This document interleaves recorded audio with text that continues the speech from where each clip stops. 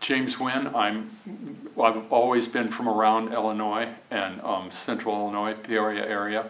Grew up in Metamora, and I went to an art academy in '67 when I was 17, and then when I was older we were living in Finland, and I thought I gotta go back to school and do something with it. And when we came back, there was a faculty exhibit at ISU, and Harold Gregor's work really stood out to me, and I thought, I want to study with this guy.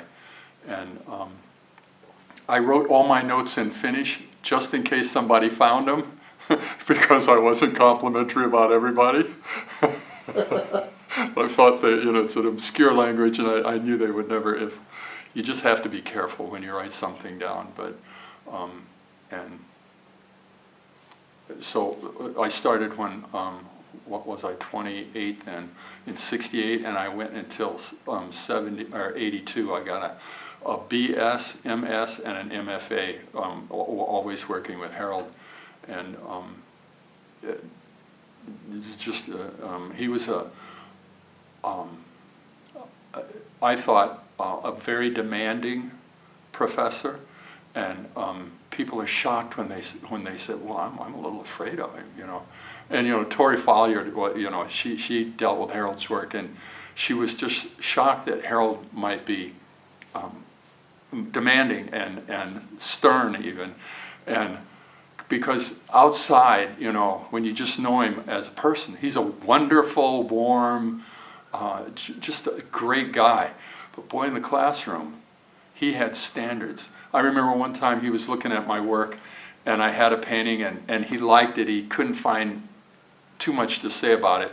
So the first thing he did is he flipped it around and said, okay, if you take this to a gallery, this has to look professional, and everything has to be done perfectly.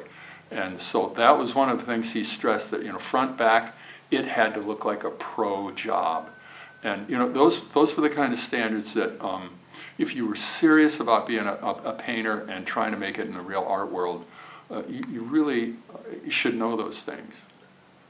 Yeah, well, he was doing it, and he was very successful already, and so he did know what it took.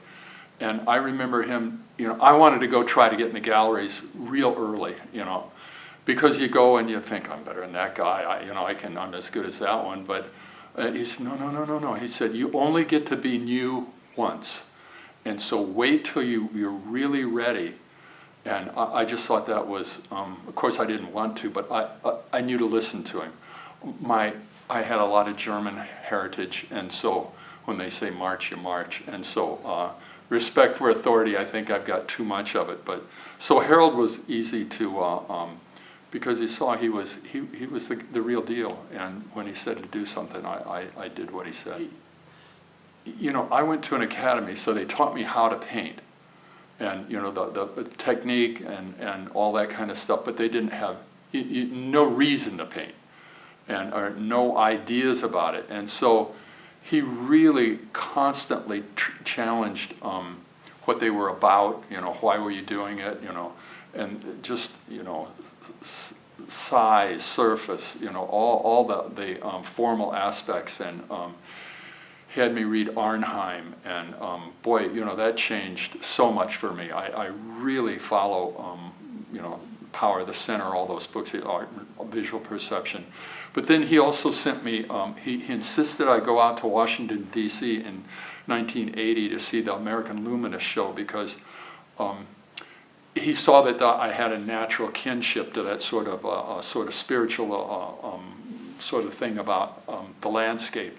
And whereas some of the other professors, they just kind of dismissed it as, you just don't know what you're doing, why are you doing that? And I remember taking a philosophy, sort of an aesthetics course, and this person, I really liked him. He was obviously a smart guy, he's a professor, and he said that the sublime is over. You cannot paint that anymore. Nobody will get that.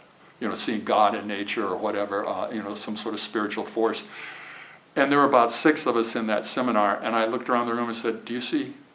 And every single person in the room, except him, said, oh yeah, when I go out in nature, I see. And so Harold knew, he saw that that was sort of a direction that I wanted my work to be about, and he didn't put me off. He just kept challenging it and directing it, look at Frederick Church and look at this one and that one. And so he was always nudging, and mostly it was about how to think, not how to paint. But he would get on that too. There were some of the guys that were really good painters in grad school, and they wanted to be the latest thing.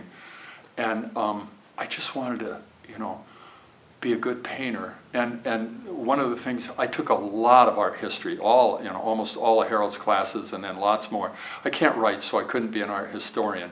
But you read all that stuff, and if you're not informed, you're just kind of wandering. But I just wanted to paint landscapes, and they still meant something to me. And like you said, there's a place, and I've never felt like you're going to get much critical attention or anything current.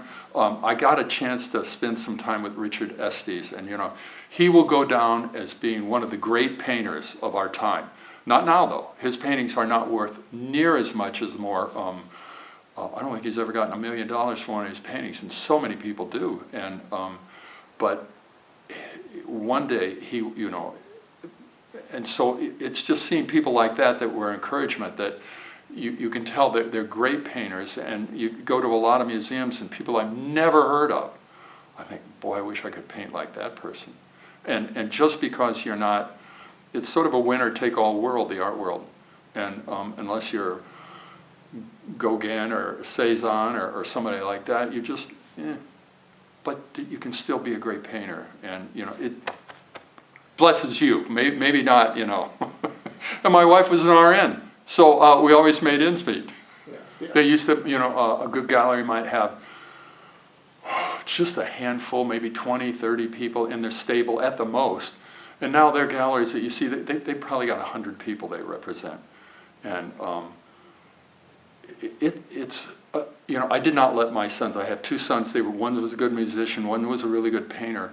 And I just said, no, you cannot do this. Get a real job, and you can go on. And one still plays music all the time, and the other one, well, he doesn't have as much time now, but he was doing sculpture, and he's very artistic.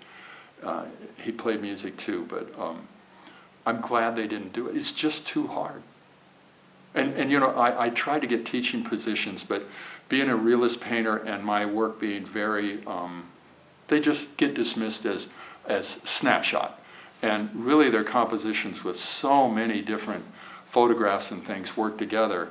And so when they meant it in the worst possible sense of the term, snapshot. But I always found it as sort of complimentary in a backhanded way, because they were meant, if they're realistic, they should look, just all that et cetera detail, that they just look real. But boy, their compositions with things mixed up and switched around. I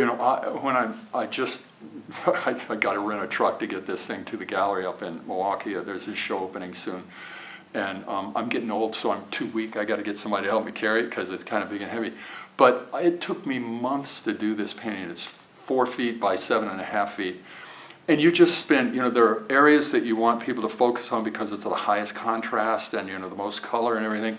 And you play down all those other areas. But if it's realism, you've got to lavish weeks, literally weeks of time on stuff that nobody's ever going to notice. It's just sort of supporting. And but it has to be done. But mostly it was Harold and all his art history that was really, I felt really important. All that sort of theory, and I love the art historians. I can't remember all their names, but one of the things, Harold was always talking about color theory and size.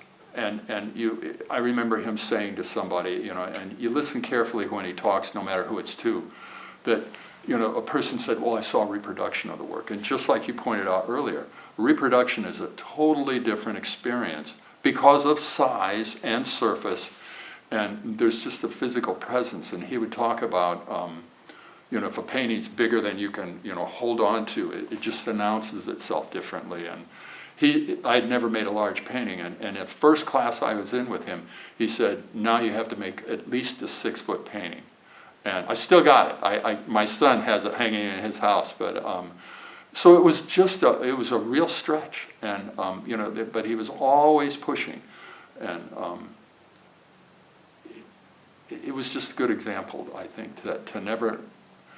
He didn't to pat you on the back and say, you know, that's great, you know, you're done. It was always, you can do better, and I appreciate that.